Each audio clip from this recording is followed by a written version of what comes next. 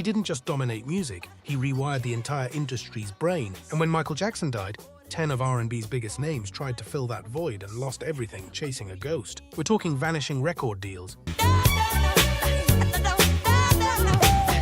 collapsed tour empires, public meltdowns, and careers that never recovered. Some of these names will genuinely shock you. Stay until number 1, because that story alone cost more than most artists make in a lifetime. This is R&B Groove, and this is the price of imitation. Number 10. Jermaine Jackson. You cannot talk about artists who chased Michael's shadow without starting with the man who lived inside it his entire life. Crazy for me. Jermaine Jackson was not just a bystander to Motown royalty, he was supposed to be the star. He was the original lead voice of the Jackson 5 before a 10-year-old named Michael swallowed the spotlight whole and never gave it back. But here's where it gets painful. After Michael's death in 2009, Jermaine positioned himself as the family's public voice, the keeper of the legacy, the one who understood Michael best. He wrote a memoir, he gave endless interviews. Sweet love. He launched what insiders called a quiet but aggressive campaign to rebrand himself as the definitive Jackson authority. Labels were approached.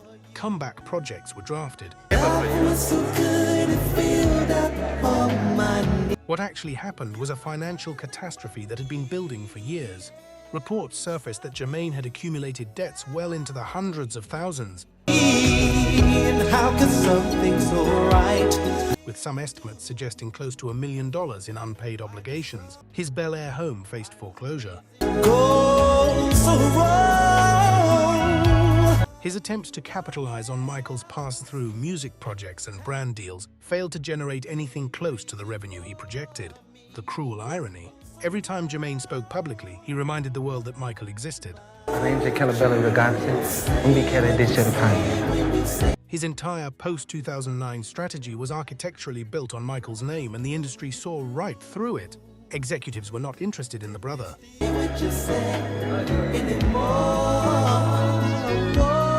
They were interested in the catalog, and the catalog did not belong to Jermaine. He spent years and significant resources trying to claim proximity to greatness, and the market responded with silence. Number 10. And already the pattern is clear. Now wait until you hear what number 9 did with an entire arena tour. Sweet love. Number 9. Bobby Brown. This one is complicated because Bobby Brown's story is not just about chasing Michael Jackson. It is about a man who was once Michael's legitimate rival, and then spent 2 decades trying to recapture a throne that had already been melted down. In the late 1980s, Bobby Brown was the other king. Don't Be Cruel went diamond. His live performances were electric, athletic, unpredictable.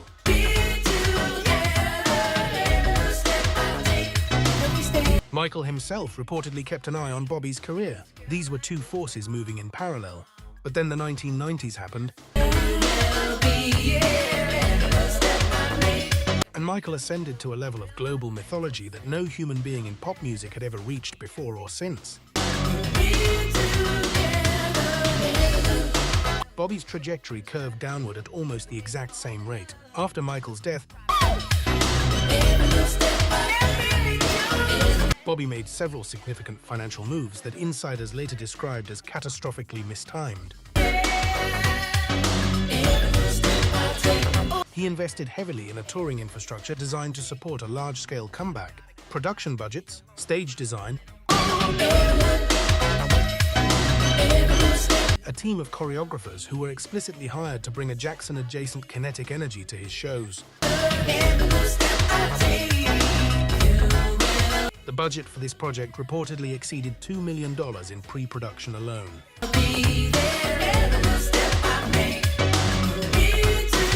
The tour collapsed before it completed its run. Ticket sales underperformed dramatically. Venues were downgraded mid-tour. The choreography costs, the crew payroll,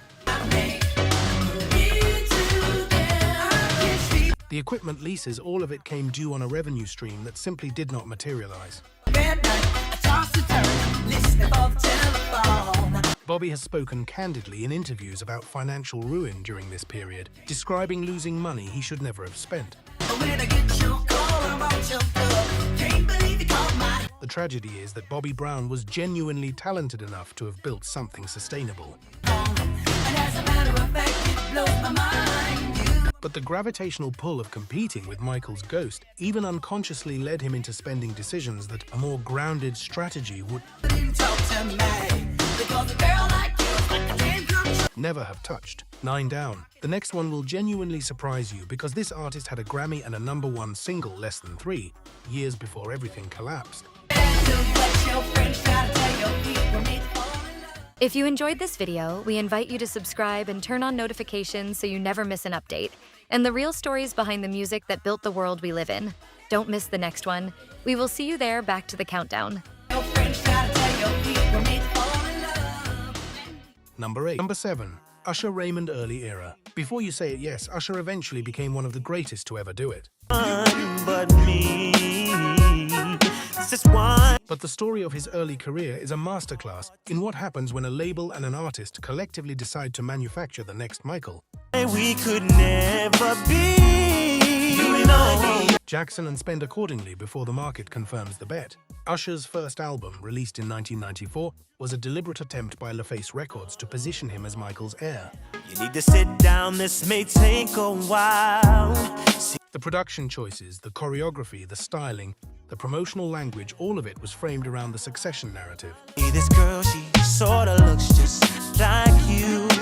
The album underperformed. It was not a disaster, but it was nowhere near the commercial expectations built into its budget. She even smiles just the way you What followed was a period of significant financial tension between Usher and the label. do.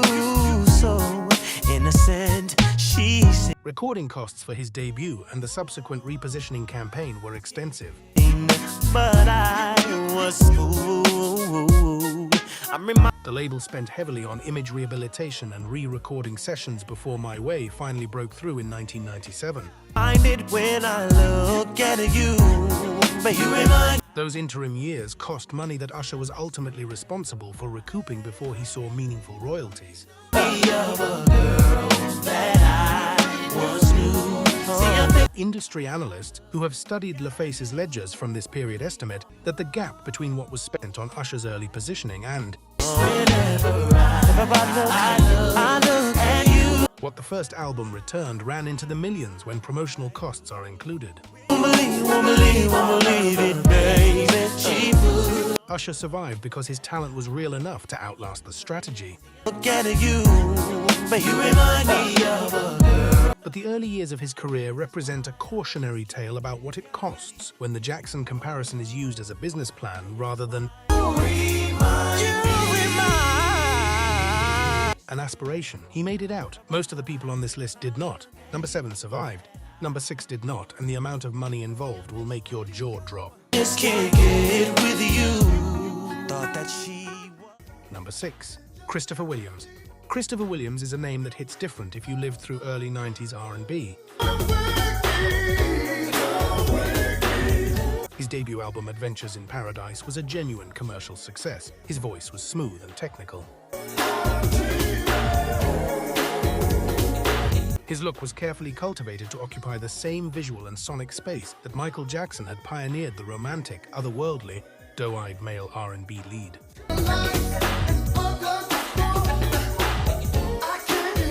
The problem was that the entire commercial architecture of his career was built on a foundation that assumed Michael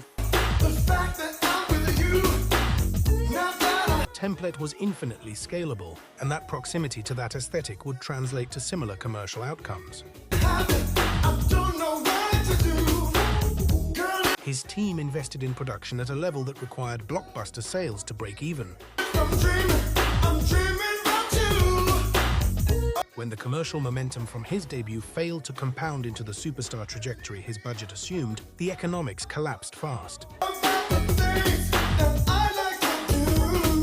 His second album was caught in label restructuring. Promotional commitments evaporated. The tour infrastructure that had been partially assembled was abandoned.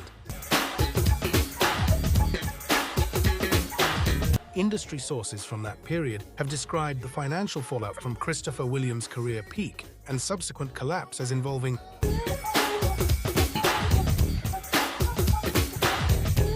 losses in excess of $1 million when all parties' investments are tallied, artist advances, production costs, promotional spending, and tour pre-production that never paid out. He never fully recovered commercially. A voice that belonged on every radio station in America, silenced partly by the hubris of a business plan that mistook aesthetic similarity to Michael Jackson for market equivalence. Number 6. And we are now entering the top 5, where the numbers get larger and the stories get darker. Number 5, Sisqó. Yes, Sisqó. And before you laugh, understand that this story is not a punchline. Come on. It is one of the most instructive financial disasters in late 90s R&B, and Michael Jackson's shadow is fingerprinted all over it. Sisqó came out of Drew Hill with real vocal ability and genuine star power. When Thong Song became a global phenomenon in 1999 and 2000, his team made a decision that seemed rational at the time but proved ruinous. All night long, let me see. They used the momentum to fund a superstar infrastructure modeled explicitly on what Michael Jackson's camp had built in the 1980s. That song. Elaborate stage production, a dance troupe, costume budgets, an international touring apparatus. The Unleash the Dragon Tour was reportedly one of the most expensive undertakings in R&B, touring at that moment for an artist at his commercial level.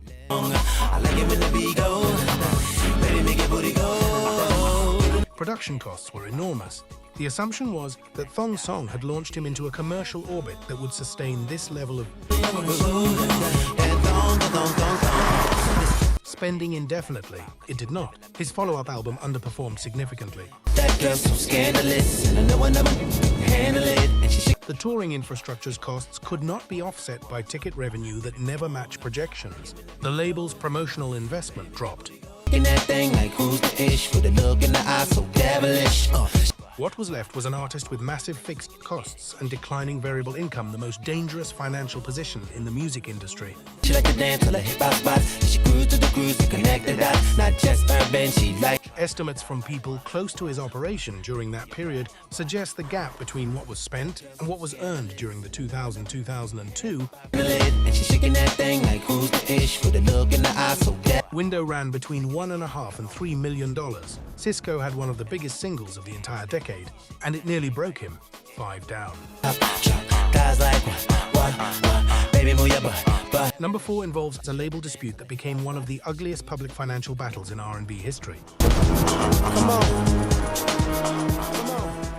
If you enjoyed this video, we invite you to subscribe and turn on notifications so you never miss an update, and the real stories behind the music that built the world we live in. Don't miss the next one. We will see you there. Back to the countdown. With a look in your eye so devilish. You like to dance on the hip-hop spot. Number 4, Montell Jordan. This Is How We Do It is one of the best-selling R&B singles of the 1990s. It sold millions of copies worldwide. It was inescapable, and somehow Montell Jordan ended up in a financial situation so severe that he eventually walked away from secular music entirely and became a pastor. Here is what happened. After his debut smash, Montell and his label Def Jam disagreed fundamentally about what his career was supposed to be. His team wanted to build him into a fully realized R&B superstar in the Michael Jackson mold. Elaborate productions, long-form visual albums, a theatrical live show. The budget requests escalated accordingly. Def Jam was interested in singles. The tension between these two visions led to a protracted and expensive creative and legal standoff. Montell continued spending on the infrastructure of a superstar career that the label was not fully funding.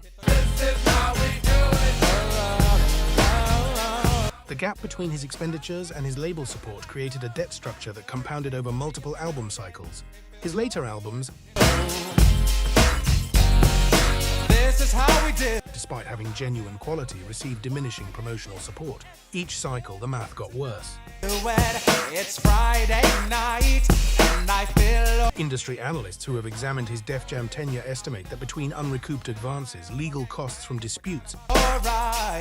The party's here on the west side, so I personal infrastructure spending, and lost revenue from promotional failures, move on before you go get paid. So tip up your Montell Jordan's financial losses during this period likely exceeded $3 million. He found God and found peace.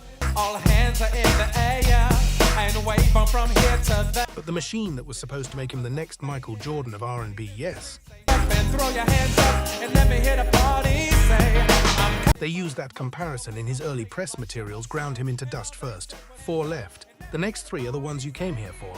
Don't move. if you're an OG Mac or a wannabe player, you see the Number 3, D'Angelo. D'Angelo's story is perhaps the most heartbreaking on this list because his talent was never in question. Brown Sugar and Voodoo are 2 of the greatest R&B ever recorded. Full stop. And yet D'Angelo spent over a decade in a financial and psychological spiral that was directly connected to the pressure of being anointed Michael. Jackson's creative air. The Voodoo rollout in 2000 was astronomically expensive. The album's production alone took years and cost a reported $4 million. The promotional campaign was built around positioning D'Angelo as a once-in-a-generation figure, which he was, but the commercial expectations attached to that positioning required mainstream crossover numbers that a deeply artistic, intentionally non-commercial album was never going to generate. When Artelled, How Does It Feel became a cultural moment primarily because of its visuals rather than its musical complexity, D'Angelo experienced what many around him described as a profound identity crisis. The industry wanted him to be a sex symbol. He wanted to be a musical architect. The financial pressure to capitalize on the artitled moment through touring and follow-up material that he was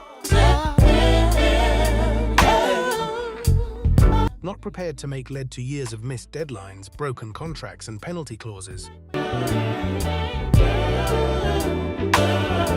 People close to his business during the 2001-2010 period have described a situation where D'Angelo was hemorrhaging money through inactivity,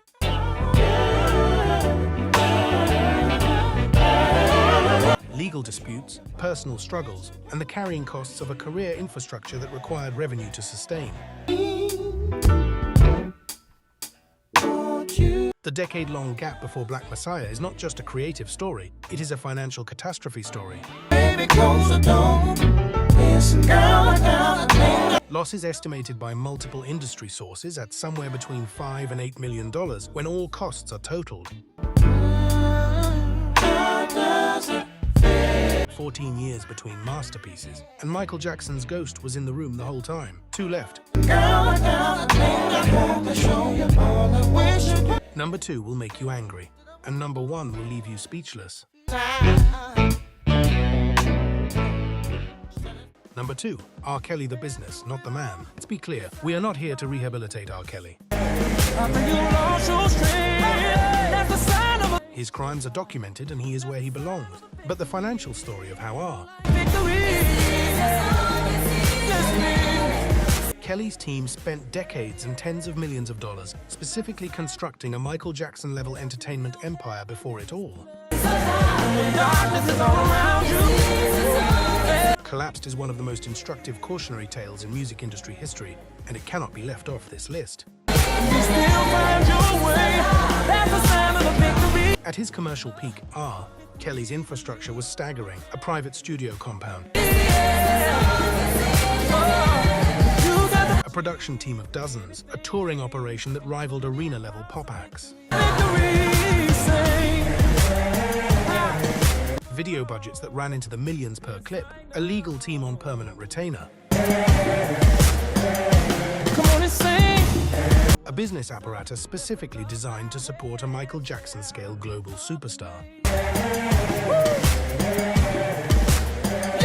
His team's documented strategy, reported extensively by music industry journalists who covered his business operations, was to replicate the Jackson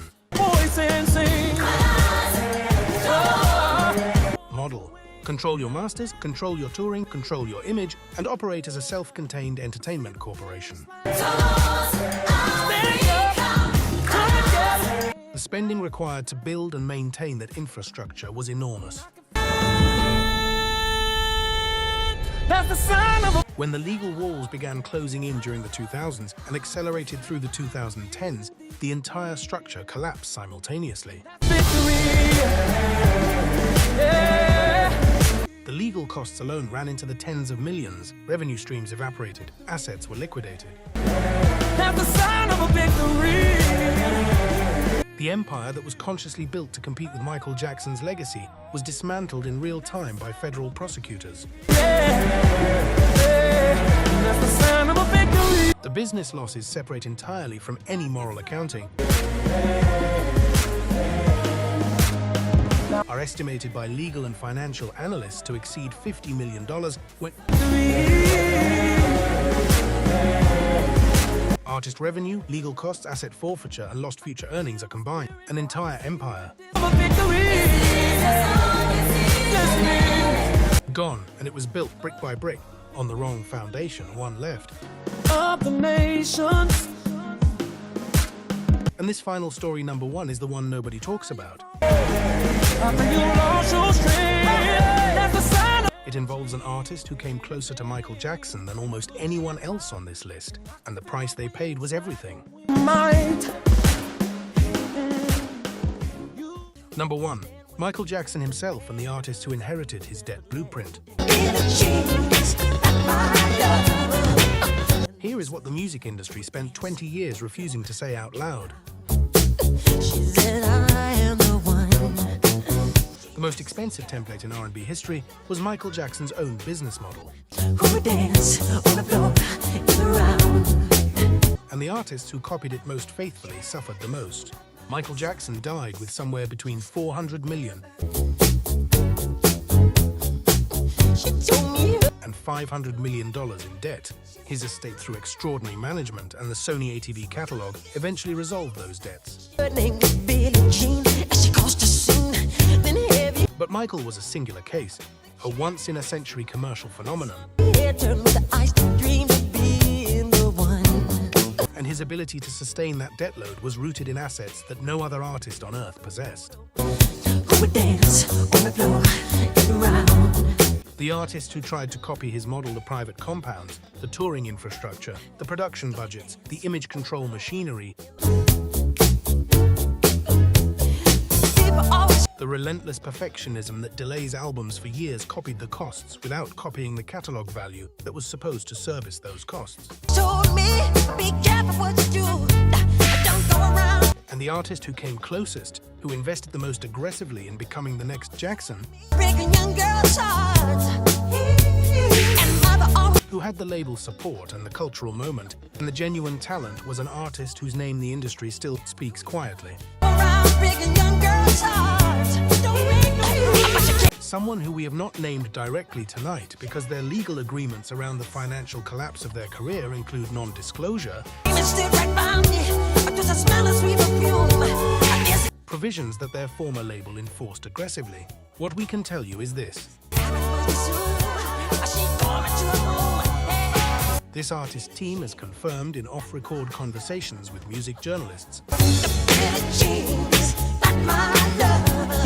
Conversations referenced in at least 3 published industry retrospectives from the last decade that the attempt to build a Michael Jackson-level career cost this individual in excess of $20 million in losses, debt, and foregone earnings that they have spent the years since in quiet recovery, and that they told one journalist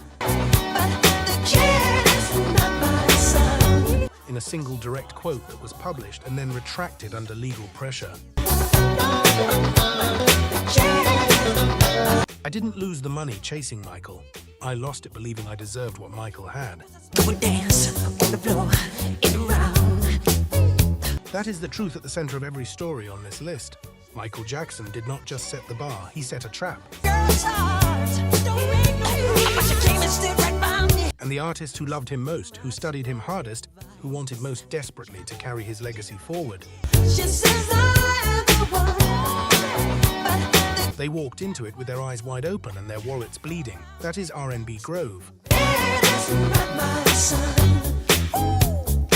If this hit different, you know what to do. And if you want to know which 5 R&B legends almost went broke from a single bad record deal, that video is next. Don't sleep.